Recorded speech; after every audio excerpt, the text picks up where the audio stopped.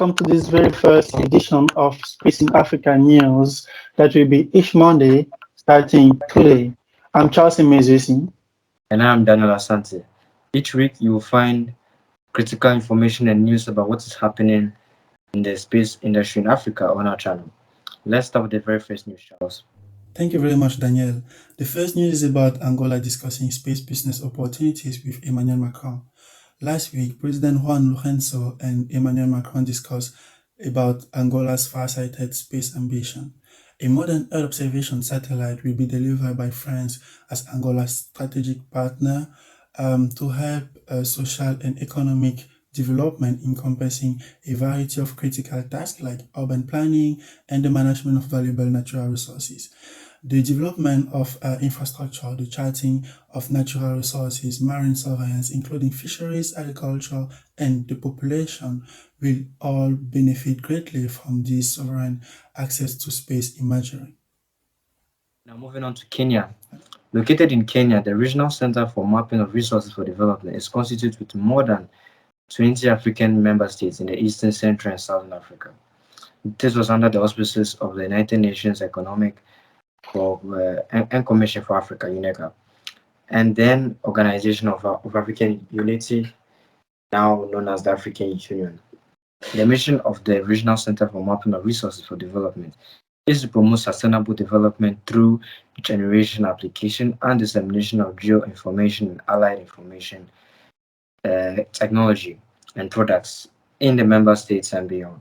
What a remarkable week it was in Nairobi, Kenya, as RSMRD invited all GMS and African leaders to gather there from 27th February to March 1st of this year. Great, Daniel. Another important thing to mention that is also ongoing in the RCMRD is the high-end workstation installed by the Regional Center for Mapping of Resources for Development with a computer lab with 35 seats. This is helping to support training and also process Earth observation data from GMS in Africa. It is important to note that this multipurpose workstation called Digital Photogrammetry Workstation is going to process complex Earth observation data bit. Thank you, Charles, for the addition to what's happening in there. And moving on to the Rwanda Space Agency. Delegates from the Rwanda Space Agency were welcomed by the European Space Agency on March 2nd of this year to talk about upcoming sustainable initiatives aimed at boosting the Earth observation industry. The ceremony was held at the European Space Agency's Center for Earth Observation in Italy, and senior representatives from both parties as well as other important parties or partners were present. The strategic visit strengthens the collaboration between the two organizations and provides an opportunity for knowledge sharing and idea exchange on the Earth observation industry in Africa and Europe. Another important thing to mention about Angola is the cooperation agreement signed between the government of Angola and Japan. In short, a space cooperation agreement was signed between both governments yesterday with the following objectives to keep in mind. The first one, strengthen the Angola space program capacity building, and the second one, leverage Japanese space expertise and technology to assist Angola in monitoring the achievement of Sustainable Development Goal. The KiboCube Academy hosted on March 9 in collaboration with Kyushu Institute of Technology and the Japanese Aerospace Exploration Agency emphasized on CubeSat's mission assurance along with a satellite facility tour.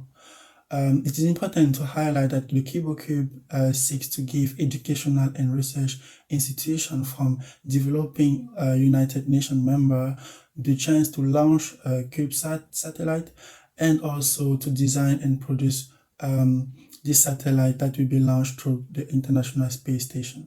Thank you, Charles, for shedding some light on the KiboCube. Another event not focused on the space but is relevant to bring light on is Arab Science.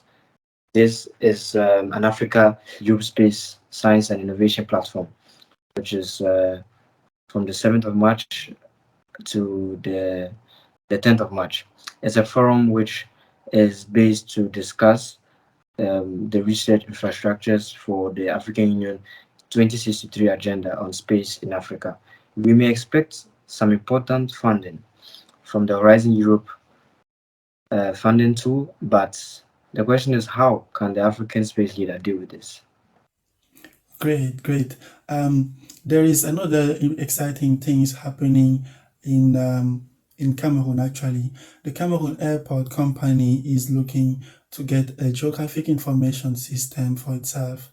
This initiative is aiming to offer a solution that will simplify daily administration by collecting data from all departments to improve operations. Is also supported by local expertise. The company will use the solution as a common reference point when data is created, altered, and processed by numerous agents or business units. It's become an authoritative resource and safeguard against inconsistencies. Nice one, Charles. It's nice to know that there's something also going on in Cameroon. Now, the UK Africa Summit. 24 African nations will attend the UK's Investment Summit in April of next year on April 23rd and 24th of 2024. The Prime Minister will host the UK African Investment Summit in London. By encouraging British and African talent in fields like finance and technology and promoting female entrepreneurs, it will improve UK African partnerships to create jobs and spur economic progress. Some experts believe that heads of state should have a strong policy and strategy when it comes to space sciences, applications, and technologies in order to maximize collaborations and impacts on the communities. Stay tuned to learn more about the summits and the space segments that will be discussed.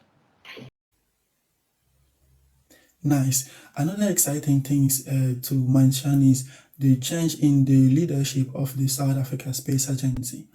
However, we are going to come back on this news next week, so stay tuned. Let's move on to the fourth Big Data Africa School that happened recently with more than 30 youth co-organized by Newton Fund, Dara Big Data, and Sarao. They conducted a number of hands-on activities, workshops, and lectures using real-time data from radioastronomy calibration and detection technique for biomedical imaging. Thank you, Charles, for that. And as you all know, there are lots more news regarding space in Africa. So We are looking forward to the next week, Monday Space in Africa news that is live just for you. Stay tuned. And please feel free to contribute any information about events occurring in your institution, country, or network, and we'll be glad to shed light on that. We'll share a Google form where you can input that. Yeah. Looking forward to the next week edition of the Space in Africa news that is live. Thank you very much and see you next week.